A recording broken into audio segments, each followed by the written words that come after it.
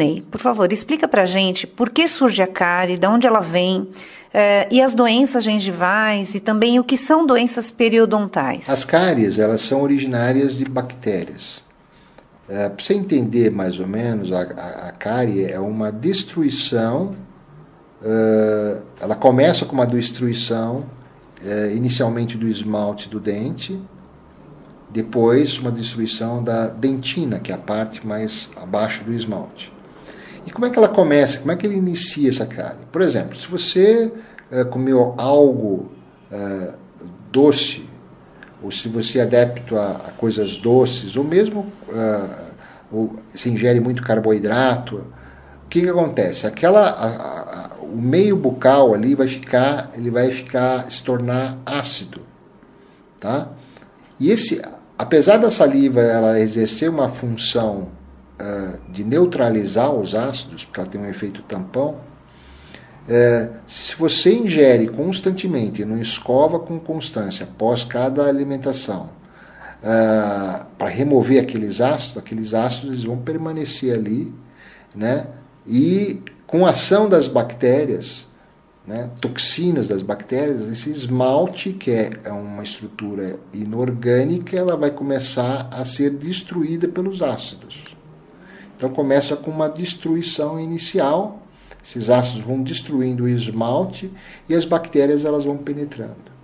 Da mesma forma que isso ocorre na estrutura do dente, ocorre também na gengiva. Então as bactérias começam a destruir o epitélio gengival. Destruindo o epitélio gengival, o epitélio é que nem se fosse a pele. Tirou a pele, a camada de baixo você já entra em contato com o teu organismo. Ou seja, ali é uma porta aberta, uma via de entrada para iniciar, se ela cai na corrente sanguínea, ela vai e pode migrar para outras partes do corpo. A gente vai falar mais posteriormente. Mas as cáries, se elas não tratadas adequadamente, elas produzem infecções, né? Essas infecções, se não for tratadas sob o ponto de vista de tratamento de canal, elas podem ocasionar a perda do dente. Isso com relação ao elemento dental. Com relação à gengiva, inicialmente aquela placa, que é a ácida placa bacteriana, ou biofilme, como as pessoas quiserem, acaba sendo tão ácido, tão destrutivo para a gengiva que acaba produzindo, tirando aquele epitélio gengival, aquela pele da gengiva, e ela fica exposta e acaba sangrando. Então, um dos sinais de uma gengivite, né, de uma inflamação na gengiva, é sangramento, né? Qualquer coisa que toca ali, ou durante a escovação, ou durante o fio dental, tocar, aquilo sangra. O outro sinal é o edema na gengiva, né? A gengiva fica edemaciada, fica inchada. Então, esses são sinais ou de alertas que a pessoa já pode buscar o dentista para tratar de forma preventiva. Porque se a gengivite ela não for tratada de forma preventiva, ela evolui para periodontite, né? Que é um estágio mais avançado da gengivite, onde tem um acometimento agora não da gengiva só, mas do aparelho de sustentação do dente, que é o osso. Tá? Daí o osso começa a reabsorver esse osso, né? E uma vez que o osso foi reabsorvido, não tem como voltar atrás. Reabsorveu. Perdeu o osso, perdeu o osso. Tanto é que tem pessoas que elas perdem, quando eu falei que 70% das pessoas, dos brasileiros, eles perdem os dentes antes dos 60 anos, a causa principal ou é cárie ou a doença periodontal que não foi tratada. Tem pacientes que às vezes até não tem cárie nenhuma, mas o dente começa a ficar mole. Por quê? Porque o osso que sustenta o dente, que prende o osso, que prende o dente, foi reabsorvido aquele osso. Então o dente fica mole e não tem mais, uma vez que você perdeu 70% da estrutura dental, está mais indicado uma extração. Doutor Ney, as bactérias, quando chegam a invadir o nosso corpo, que malefício elas podem trazer à nossa saúde? Como eu falei anteriormente, os vasos sanguíneos na doença gengival, eles ficam abertos, eles estão abertos ali e as bactérias elas entram na corrente sanguínea, principalmente no caso da doença periodontal, né, que teve a destruição, onde está ocorrendo a destruição óssea. Então, essas bactérias elas podem ganhar a corrente sanguínea e se alojar em áreas do seu corpo. Tá? Por exemplo, num paciente com problema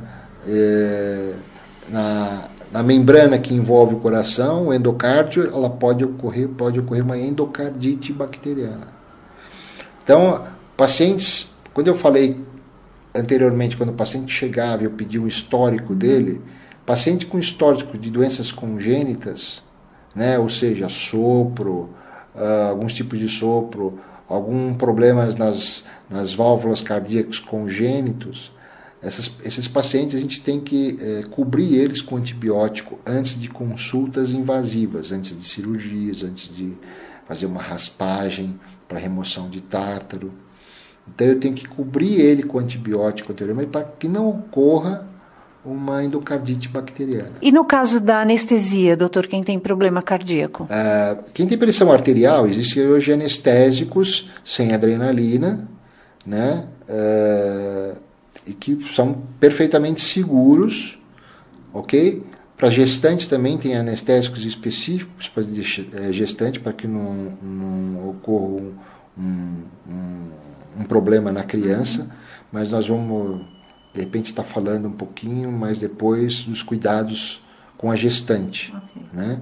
Mas, a princípio, existem anestésicos específicos justamente para pessoas que têm pressão arterial e pessoas que têm problemas, são gestantes. A gente acaba preferindo não atender esses pacientes, a não ser em casos de emergência, tá? Ou preventivamente.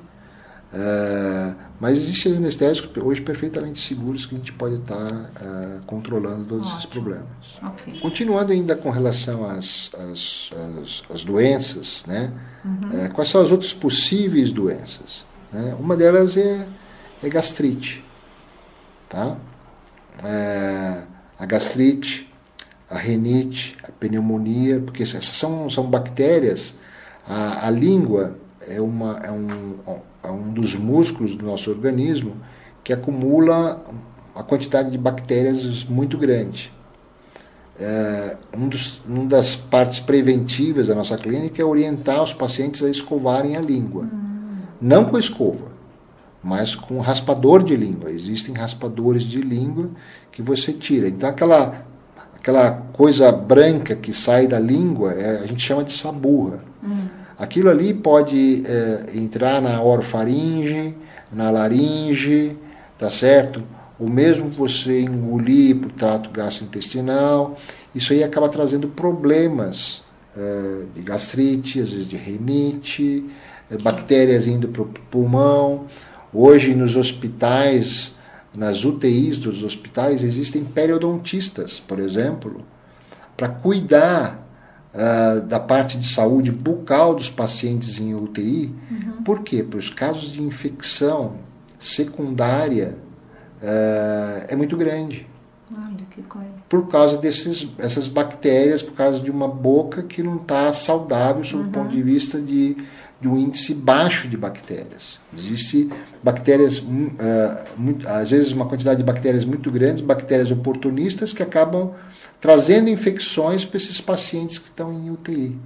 Né? São aquelas infecções que chamam, muitas vezes hospitalares, mas são infecções levadas pelo próprio paciente. Entendi.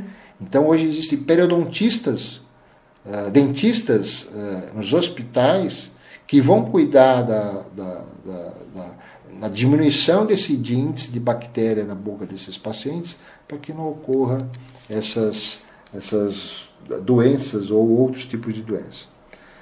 Continuando ainda das doenças que podem estar produzindo, problemas nas articulações, pode trazer uma artrite, né? Uma infecção que você tenha na boca instalada e que você não saiba, pode levar a uma artrite lá na frente. Tá? Uma artrite, um reumatismo. Tá? uma nefrite, por exemplo. Então são várias, uma endocardite bacteriana, podem levar a um infarto do miocárdio, um infarto cerebral. Todas essas bactérias, alguns tipos de bactérias, elas podem se alojar na membrana da artéria do coração e fazer com que essas artérias acabem se fechando, produzindo infarto do miocárdio e às vezes infarto cerebral. Então é muito sério isso daí, e é aí que entra a prevenção. Você evitar que você venha a ter uma gengivite ou mesmo uma periodontite que vai acarretar, ou mesmo infecções no dente que vão acabar acarretando esses outros problemas no restante do organismo.